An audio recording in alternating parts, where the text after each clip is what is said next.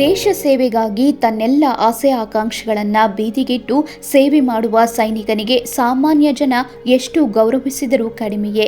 ಇಂತಹ ಸೈನಿಕನಿಗೆ ತನ್ನ ಕೈಲಾದ ಗೌರವ ಕೊಡಬೇಕು ಎನ್ನುವ ಉದ್ದೇಶದಿಂದ ತನ್ನ ಮನೆಗೆ ಓರ್ವ ಸಾಹಸಿ ಸೈನಿಕನ ಹೆಸರಿಟ್ಟ ದೇಶಪ್ರೇಮಿಯೊಬ್ಬರು ದಕ್ಷಿಣ ಕನ್ನಡ ಜಿಲ್ಲೆಯ ಬೆಳ್ತಂಗಡಿ ತಾಲೂಕಿನ ಬಾರಿಯ ಗ್ರಾಮದ ಸುಣ್ಣಾಜೆ ಎಂಬಲ್ಲಿದ್ದಾರೆ.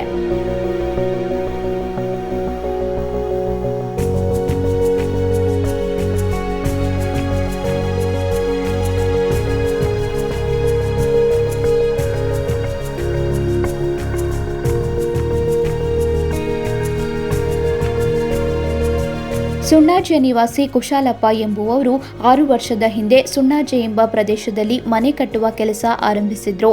ಮನೆಯ ಕೆಲಸ ಮುಕ್ಕಾಲು ಭಾಗ ಪೂರ್ಣಗೊಂಡು ಇನ್ನೇನು ಫಿನಿಶಿಂಗ್ ಸ್ಟೇಜ್ಗೆ ಬಂದ ಸಮಯವದು.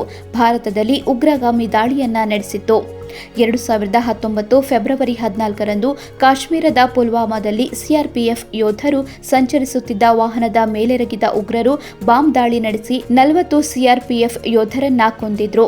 ಇದಕ್ಕೆ ಪ್ರತಿಯಾಗಿ ಭಾರತೀಯ ವಾಯುಸೇನೆ ಪಾಕಿಸ್ತಾನದ ಬಾಲಾಕೋಟ್ನಲ್ಲಿ ವಾಯುದಾಳಿ ನಡೆಸಿ ಉಗ್ರರ ನೆಲೆಗಳನ್ನು ಧ್ವಂಸಗೊಳಿಸಿ ಪಾಕಿಸ್ತಾನ ಸೇನೆಯ ಯುದ್ಧ ವಿಮಾನಗಳನ್ನು ಹೊಡೆದುರುಳಿಸಿತ್ತು.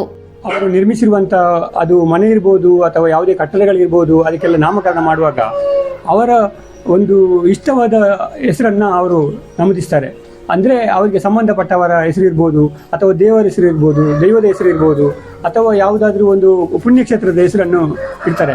ಆದರೆ ನಮ್ಮ ಬೆಳ್ತಂಗಡಿ ತಾಲೂಕಿನ ಬಾರಿಯ ಗ್ರಾಮದ ಈ ಸುಣ್ಣಾಜೆ ಕುಶಲಪ್ಪ ಎಂಬವರು ಒಂದು ದೇಶ ಪ್ರೇಮವನ್ನು ಬಿಂಬಿಸುವಂಥ ಹೆಸರನ್ನು ಇಲ್ಲಿ ಸೂಚಿಸಿದ್ದಾರೆ.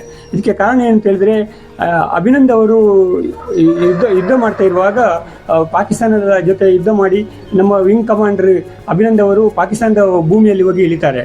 ಅಂಥ ಸಂದರ್ಭದಲ್ಲಿ ನಮ್ಮ ಭಾರತ ಸರ್ಕಾರ ಅವರನ್ನು ನಮ್ಮ ಭಾರತಕ್ಕೆ ಕೂಡಲೇ ತರಿಸಿ ಒಂದು ನಮ್ಮ ದೇಶಕ್ಕೆ ಒಂದು ಕೀರ್ತಿಯನ್ನು ನಮ್ಮ ಸರ್ಕಾರ ತಂದುಕೊಟ್ಟಿದೆ. ಮತ್ತು ಅವರು ಕೂಡ ನಮ್ಮ ದೇಶದ ಒಂದು ಹೆಮ್ಮೆಯ ಒಬ್ಬರು ಸೇನಾನಿಯಾಗಿ ಈ ಕಾರ್ಯಾಚರಣೆಯಲ್ಲಿ ಪಾಲ್ಗೊಂಡಿದ್ದರು.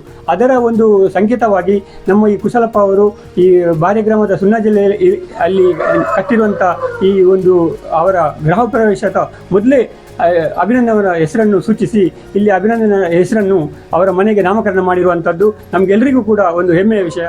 ಆ ಸಂದರ್ಭದಲ್ಲಿ ಭಾರತೀಯ ವಾಯುಸೇನೆಯ ಯುದ್ಧ ವಿಮಾನ ಮಿಗ್ 21 ಗುರಿಯಾಗಿಸಿ ಪಾಕ್ ಸೇನೆ ದಾಳಿ ನಡೆಸಿದ ಹಿನ್ನೆಲೆಯಲ್ಲಿ ವಿಮಾನದ ಪೈಲಟ್ ಆಗಿದ್ದ ವಿಂಗ್ ಕಮಾಂಡರ್ ಅಭಿನಂದನ್ ವರ್ಧಮಾನ್ ಪಾಕ್ ನೆಲದಲ್ಲಿ ಬಿದ್ದಿದ್ರು. ಈ ಘಟನೆ ವಿಶ್ವಮಟ್ಟದಲ್ಲಿ ಭಾರೀ ಚರ್ಚೆಗೆ ಕಾರಣವಾಗಿತ್ತು. ಪಾಕ್ ಯುದ್ಧ ವಿಮಾನಗಳನ್ನು ಭಾರತೀಯ ನೆಲೆಯಿಂದ ಬೆನ್ನಟ್ಟಿದ್ದ ಅಭಿನಂದನ್ ಬಳಿಕ ಪಾಕ್ ಸೇನೆಯ ವಶವಾಗ್ತಾರೆ.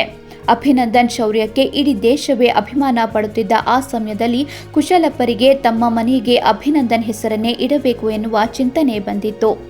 ಪಾಕ್ ವಶದಲ್ಲಿದ್ದ ಅಭಿನಂದನ್ ಭಾರತಕ್ಕೆ ಬಂದ ಸಂದರ್ಭದಲ್ಲಿ ಕುಶಾಲಪ್ಪರ ಮನೆಯು ಗೃಹ ಪ್ರವೇಶಕ್ಕೆ ಸಿದ್ಧಗೊಂಡು ಅಭಿನಂದನ್ ಎನ್ನುವ ಹೆಸರಿನಲ್ಲೇ ಮನೆ ಕರೆಯಲ್ಪಟ್ಟಿತು.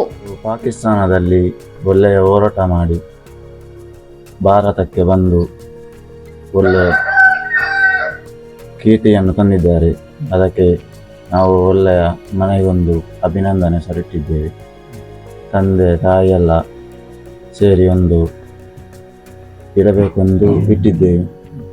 ತುಂಬ ಖುಷಿಯಲ್ಲಿ ಮನೆಯ ಮುಂಭಾಗದಲ್ಲಿ ಅಭಿನಂದನ್ ಫೋಟೋ ಜೊತೆಗೆ ಹೆಸರನ್ನ ಕೆತ್ತಲಾಗಿದ್ದು, ಇದೊಂದು ಭಾರತೀಯ ಸೈನಿಕನಿಗೆ ನಮ್ಮ ಸಣ್ಣ ಗೌರವ ಎಂದು ಕುಶಾಲಪ್ಪ ತಿಳಿಸಿದ್ದಾರೆ.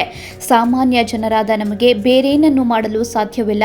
ಈ ರೀತಿಯಾದರೂ ಸೈನಿಕನಿಗೆ ಗೌರವ ಕೊಡಬಹುದು ಎಂದು ತೋಚಿದಾಗ ಸೈನಿಕನ ಹೆಸರನ್ನೇ ಇಟ್ಟಿರುವುದಾಗಿ ಅವರು ಹೇಳಿದ್ದಾರೆ.